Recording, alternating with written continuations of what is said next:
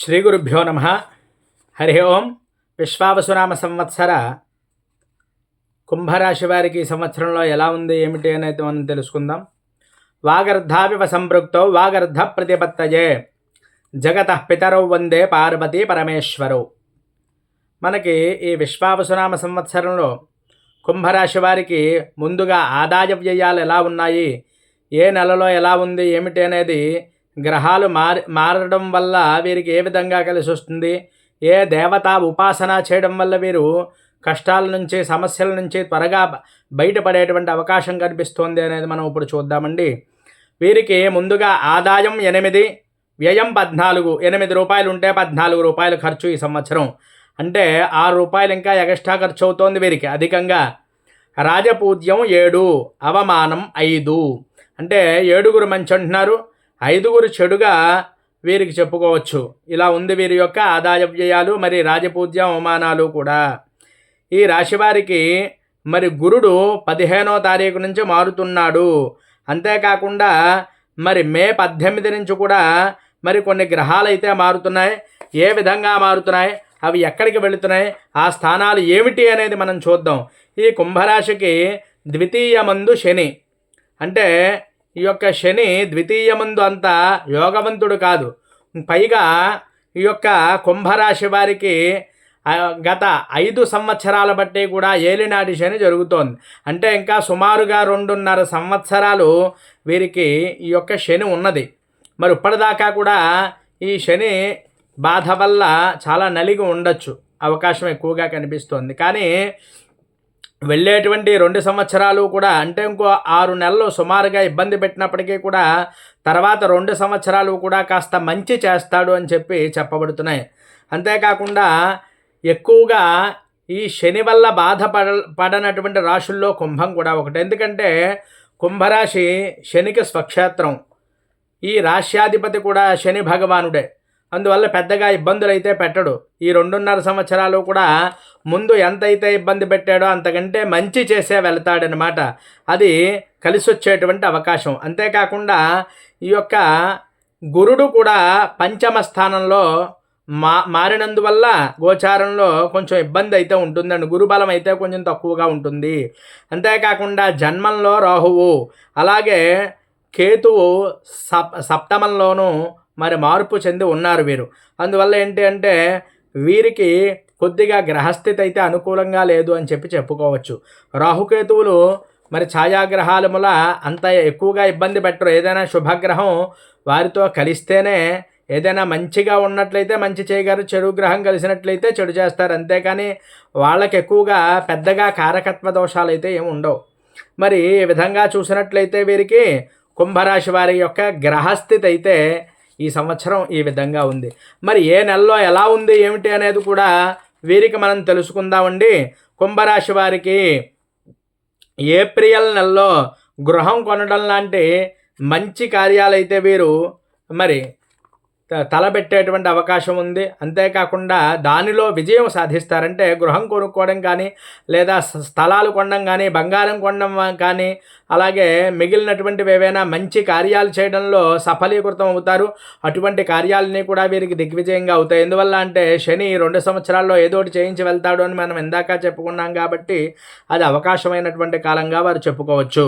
అలాగే మే నెలలో మరి కార్యసిద్ధులు అవుతాయి. శుభకార్యాలు ఏవైనా ఆచరించేటువంటి అవకాశం కూడా కనిపిస్తోంది. అంతేకాకుండా జూన్ నెలలో ఎలా ఉంది అంటే దూర ప్రయాణాలు ఎక్కువ చేసేటువంటి అవకాశం, పుణ్యక్షేత్రాలవి కూడా సందర్శన చేసేటువంటి అవకాశం కూడా వీరికి కనిపిస్తోందండి. అలాగే జూలై నెలలో ఎలా ఉంది అంటే కొద్దిగా స్నేహితుల్లో చిక్కులు వచ్చేటువంటి అవకాశం, కలహాలు అంటే గొడవలవి కూడా అయ్యేటువంటి అవకాశాలు అయితే కనిపిస్తున్నాయి. అందువల్ల ఆ సమయంలో నవగ్రహాలకు ప్రదక్షిణలు చేయడం, అలాగే సాయంత్రం వేళలో శివారాధన చేయడం కూడా చాలా అద్భుతమైనటువంటి ఫలితాన్ని ఇస్తుంది వీరికి. అవి చేసినట్లయితే జూలై మాసంలో వీరికి అటువంటి వాటికి కొంచెం దూరంగా ఉండేటువంటి అవకాశం ఉంటుంది. అలాగే ఆగస్టు నెలలో ఎలా ఉందయ్యా అంటే కొద్దిగా ఆరోగ్య విషయంలో సమస్యలు వచ్చేటువంటి చిన్న చిక్కులు వచ్చేటువంటి అవకాశం ఉంది.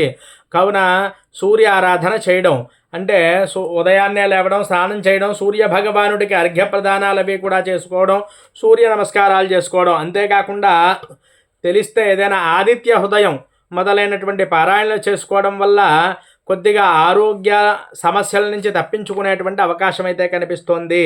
అలాగే మరి సెప్టెంబర్ నెలలో ఎలా ఉంది అంటే ధనాగమనం, అలాగే పేరు ప్రఖ్యాతులవి కూడా రావడం, అలాగే మరి పుణ్యక్షేత్ర సందర్శనం కూడా జరిగేటువంటి అవకాశాలు ఎక్కువగా వీరికి కనిపిస్తున్నాయి. మరి అక్టోబర్ నెలలో ఎలా ఉందయ్యా అంటే మరి వీరికి సంతానానికి ఎక్కువ అవకాశాలు కూడా ఉన్నాయి. అంతేకాకుండా వివాహం అంటే చాలా కాలంగా సంతానం లేక బాధపడుతున్న వారికి మరి ఆ సమయం అనుకూలమైనటువంటిది అని చెప్పుకోవచ్చు.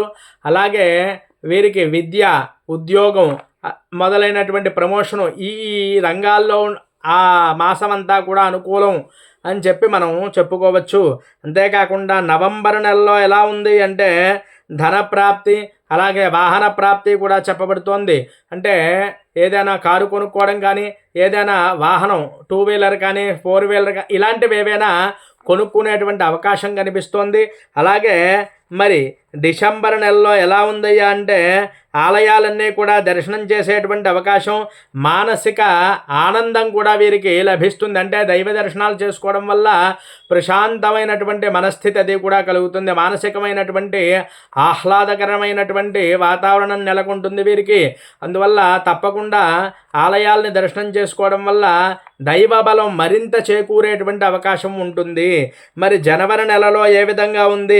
ఆకస్మిక ధనలాభం, ఏదైనా మనకి చాలా కాలం బట్టి రావాల్సినటువంటి ధనం ఏదైనా రాకపోయినట్లయితే ఆ నెలలో వచ్చేటువంటి అవకాశం అది కూడా ఉంది. వృత్తిరీత్యా ఉద్యోగం కానీ, వ్యాపారం కానీ, వ్యవసాయం కానీ మొదలైనటువంటి రంగాలు ఏ రంగంలో ఉన్న వారికైనా అనుకూలంగా ఉన్నటువంటి కాలం అని చెప్పుకోవచ్చు. అలాగే మరి ఫిబ్రవరి నెలలో చిన్న చిన్న చికాకులవి కూడా ఉండేటువంటి అవకాశం ఉంది. ఆ చికాకుల నుంచి తొలగిపోవాలి అంటే మరి సుబ్రహ్మణ్యారాధన చేయడం వీరికి చాలా చక్కగా కలిసి వచ్చేటువంటి అవకాశం. మరి ఆ ఫిబ్రవరి నెలలో సుబ్రహ్మణ్యేశ్వరుణ్ణి దర్శనం చేసుకున్నట్లయితే ఈ సమస్యలు తొలగిపోతాయి.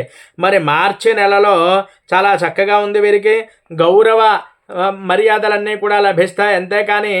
అంతేకాకుండా వీరు ఏవైనా చాలా కాలంగా దీర్ఘకాలికమైనటువంటి సమస్యలతో ఇబ్బంది పడుతున్నట్లయితే తొలగిపోయేటువంటి అవకాశం కూడా కనిపిస్తోంది.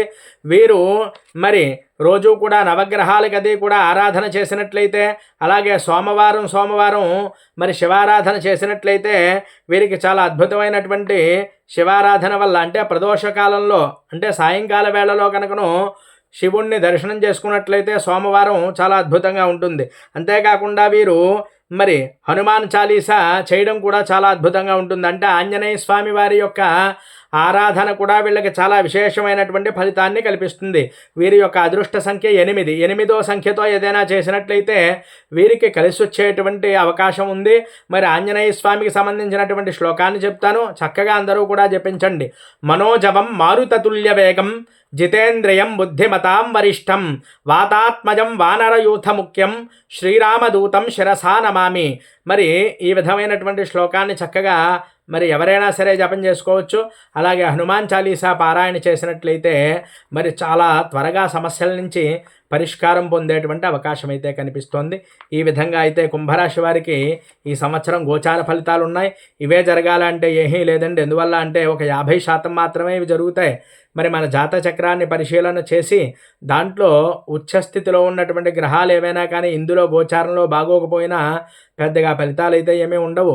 మరి చిన్న చిన్న రెమెడీలు చేసుకుని చక్కగా దైవానికి మరి దగ్గరగా ఆరాధన చేస్తున్నట్లయితే ఈ యొక్క సమస్యల నుంచి బయటపడేటువంటి అవకాశం ఉంటుంది. గమనించగలరు. అంతేకాని బాగోలేదు కదా అని చెప్పేసి అందరూ కూడా అధైర్యపడిపోయి ఏమీ బాధపడవలసినటువంటి అవకాశం అయితే ఏమీ లేదు. అందువల్ల గమనించగలరు. మరి ఇంకా ఎవరైనా మన ఛానల్ని సబ్స్క్రైబ్ చేయకపోతే సబ్స్క్రైబ్ చేయండి. ఈ వీడియో మీకు నచ్చినట్లయితే లైక్ చేయండి, కామెంట్ చేయండి. ఎవరికైనా ఉపయోగపడుతోంది అంటే తప్పకుండా పంపించండి. హరి ఓం తత్సతు.